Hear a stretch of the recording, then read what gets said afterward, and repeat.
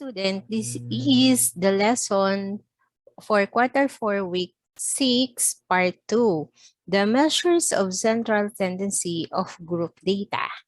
At the end of the lesson, you should be able to calculate the measures of central tendency of group data, the mean, median, and mode.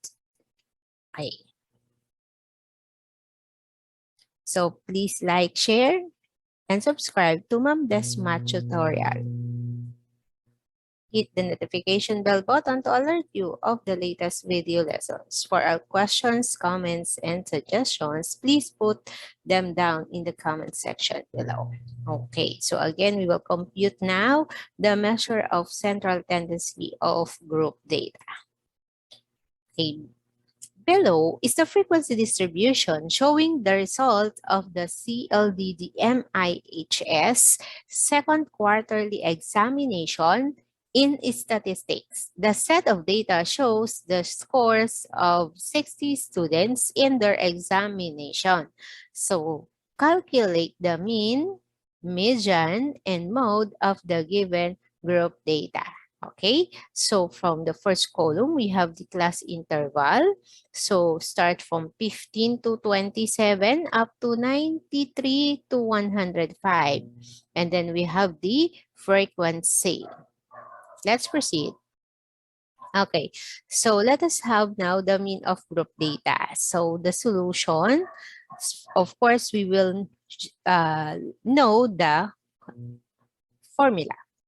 So we have x bar is equal to summation of fx sub m all over n. So where x bar is the mean, x sub m is the midpoint of the class interval, f is the frequency, n is the number of data, and the summation of fx sub m is the sum of the product of frequency and midpoint. So you must know already what you mean by product, diba? So it is the answer in multiplication.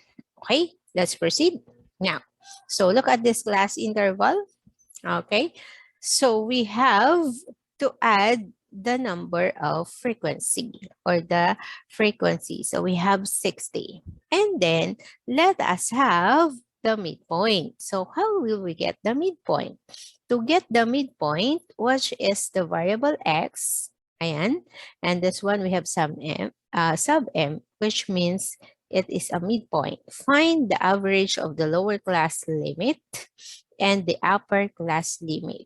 Okay? So again, this is our sub m. Okay. Now, so next.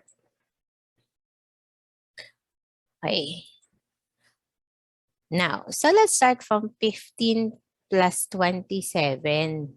Okay, all over 2 equals 21. So ito po, start from the class interval below here, 15 to 27. Just add, sabi po kasi natin, get the average. So which means add and divide. So the answer is 21. And 28 plus 40. Okay, that's 1. 28 plus 40 divided by 2 is equal to 34 and so on. So, ganun lang. Just get the average. Okay, so we have 21, 34, then we have 41 to 53. Our midpoint is 47. 54 to 66, the midpoint is 60. Then 67 to 79, the midpoint is 73. And 80 to 92, the midpoint is 86. And the last, we have 93 and 105. So just add and divide by 2. The midpoint is 99. So now, for the fx sub m. Okay, so again, you have to multiply frequency and the midpoint. So how? To compute for the fx sub m, multiply the frequency and the midpoint x sub m, such as 5 times 21. Here is 5. Okay, this one is the 5, and then 21. So multiply it. The answer is 105. And then 3 times 34. The answer is 102 and so on. Okay, so let's proceed. Ayan, 105, 102. Next, 6 times 47, 282. 11 times 60, 660. And then 17 times 73, we have 1,241. And then 16 times 86, we have 1,376. And 2 times 99, we will have 198. Now, so let us now substitute, or let us have the total first. Total of fxm, or we can call it summation of fx sub m. So we have 3,964. And then we will substitute to the formula, which is summation of fx sub m over n. So ano po yung n natin? We have 60, and then the sum is 3,964. Okay? And then we have to divide. So divide it now. Our answer is 66.07. And therefore, the mean of the second quarterly examination score is approximately 66.07. I hope you understand how to compute the mean of group data. So again, the formula is summation of fx sub m, i-divide kay n, and then that's it. That is the mean of group data. Okay? So now, next. For the region of group data. Okay. So as you can see, so here is the formula for finding the median of group data. Okay, so let us have now the symbol for median, the X tilde. So, and then L sub MDN, it is the lower class boundary of the median class. N is the number of data less than CF is equal to cumulative frequency below the median class. So again, below the median class. And then we have F. F here is the frequency of the median class. And I is equal to size of the class interval. Okay, so okay, now, so this formula, we have the lower class boundary of the median class plus the quantity of n over 2 minus less than cumulative frequency divided by the frequency of the median class, then multiplied by the size of the class interval. So let's find out. Okay, so again, here is the class frequency distribution. Okay, so this is also the class distribution that we use in mean. Okay, now, so again, we have now the total of the frequency and is equal to 60, and written here also is the less than cumulative frequency. Okay, so as you remember, paano nga po nakuha si less than cumulative frequency? So it begins from the lower frequency, eto po, 5. Then you add by 3, it's 8. 8 plus 6, we have 14. 14 plus 11, it is 25. 25 plus 17 is 42. And then plus 16, 58. And plus 2 is 60. Okay? Now, so to look for the median class. So, paano ba nakuha itong median class na ito? So, begin with n over 2. So, ang n po natin is 60. Divide by 2 is 30. Okay. So, 30. Now, so this is the 30th score. So, alin po kaya? Or where can you find the 30th score? So, again. Ayan. Nandito po kay 42. That's why it is our median class. Okay? So, look for the less than cumulative frequency and look for the 30th score. So, andito po siya kay 42. Okay? Hindi naman po pwedeng 25. Okay? Mas maliit.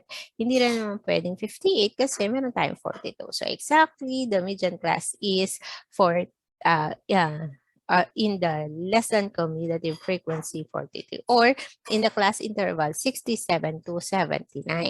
Okay, so here is the explanation. Looking in the lesson cumulative frequency column, we see that the 30th score fails in the interval 67 to 79, which is the median class. So, ganun po ang pagkuha natin ng median class. So, mag-start ka sa and divide mo kay 2. Okay, next. Thus, the lower class boundary is equal to 66.5. Bakit? Bakit 66.5? So, we have 67 here as our lower limit. So, minus by 0.5. That's why it becomes 66.5. And the frequency is 17. Ito po, yung frequency natin. Ayan, frequency of the median class. Okay, next. Yan. Let us now substitute to the formula. Okay. Lower boundary of the median class plus, okay, quantity of n over 2 minus less than cumulative frequency divided by frequency of the median class multiplied by the class size. Okay.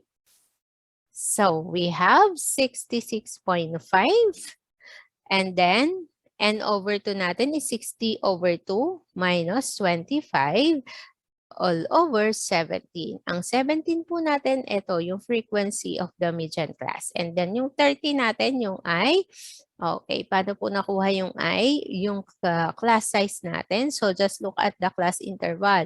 15 to 27. So di ba we have 13. So from 15 to 27, we have 13. Okay, next. 66.5 plus. So, anong gagawin? 30 minus 25. Tapos, all over 17 and then multiply by 13.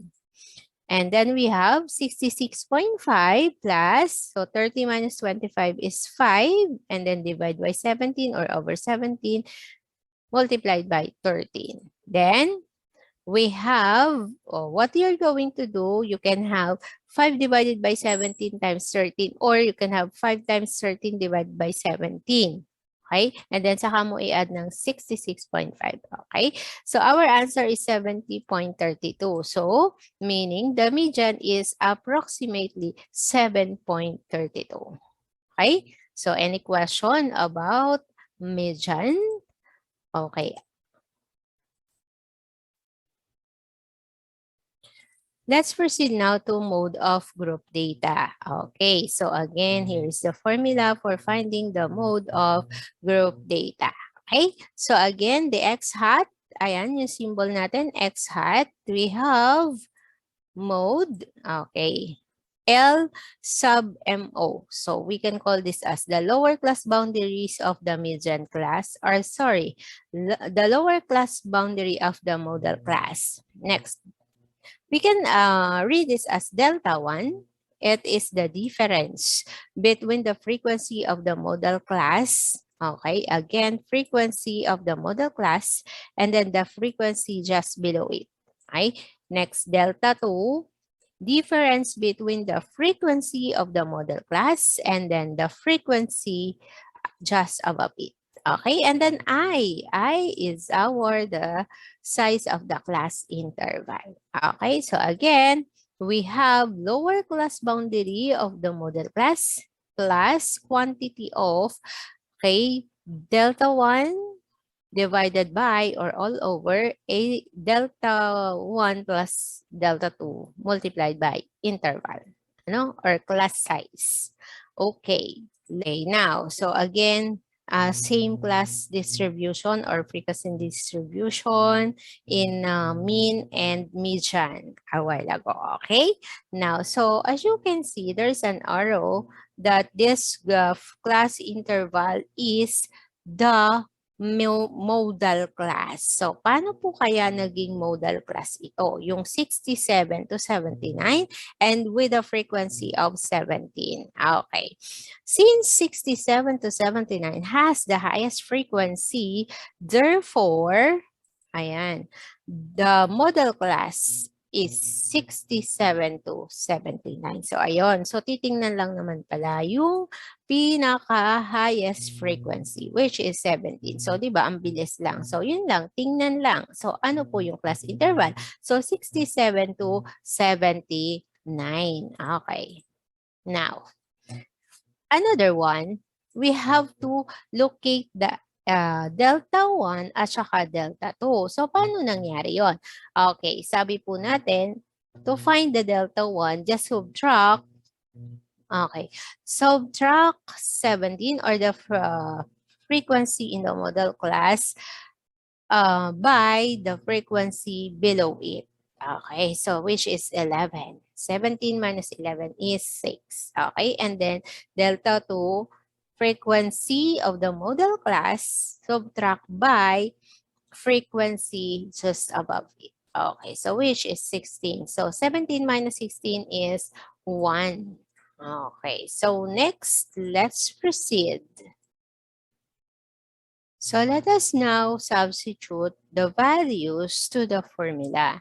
Okay, so again, lower boundaries all of the modal class plus the quantity of delta 1 all over delta 1 plus delta 2 times, okay, class size. Ayan. So, 66.5. So, saan po galing si 66.5?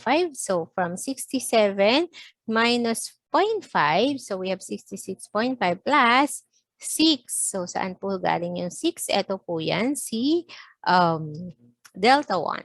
Okay. And then, delta 1 plus delta 2. So, we have 6 plus 1 and then multiplied by 13. Okay. So, 66.5 plus 6 over 7 kasi 6 plus 1 is 7, then 13.